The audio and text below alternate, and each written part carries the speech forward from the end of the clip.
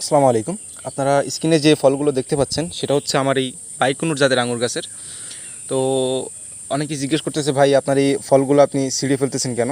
সেটার কিছু বিশেষ কারণ দেখাবো আজকে।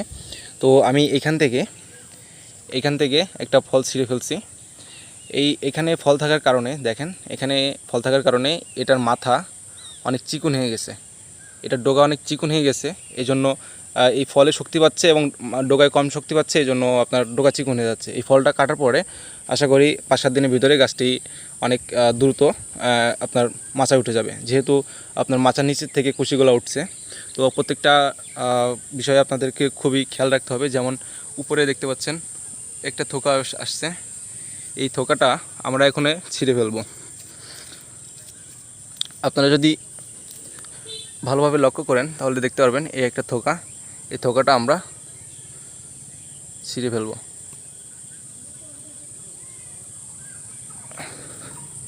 এই থোকাটা আমরা ছিঁড়ে ফেললাম। এই থোকাটা যদি না ছিঁড়তাম তাহলে আপনার গাছের মাথা দেখেন, মাথা চিকন হয়ে যাচ্ছে, ফলে শক্তি পাচ্ছে, মাথায় শক্তি পাচ্ছে না, এই জন্য আপনার মাথা চিকন হয়ে যাচ্ছে। আমি এই গাছে মোট একটি থোকা রাখবো, এই একটা থোকা রাখবো এবং এই পাশে আরও একটা থোকা বের হচ্ছে, আমি এই থোকাটাও ছিঁড়ে দিব। আঙুর যত বড় হবে আপনার এতে শক্তি অধিক পরিমাণ টেনে নেবে এবং আপনার গাছের আগা চিকন হয়ে যাবে। সেই ক্ষেত্রে গাছ খুবই দুর্বল হয়ে পড়বে। সেই ক্ষেত্রে আমরা এখন কোনো ধরনের ফল রাখবো না। যে কটা ফল আসবে, থোকা আসবে, প্রত্যেকটা থোকা আমরা এক এক করে ছিঁড়ে দিব।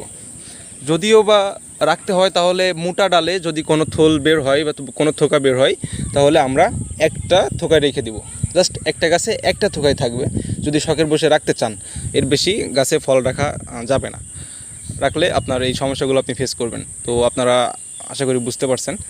অনেকেই বলে যে গাছে ফল ধরছে, প্রথমবার আপনি ফল ছিঁড়ে ফেলতেছেন কেন?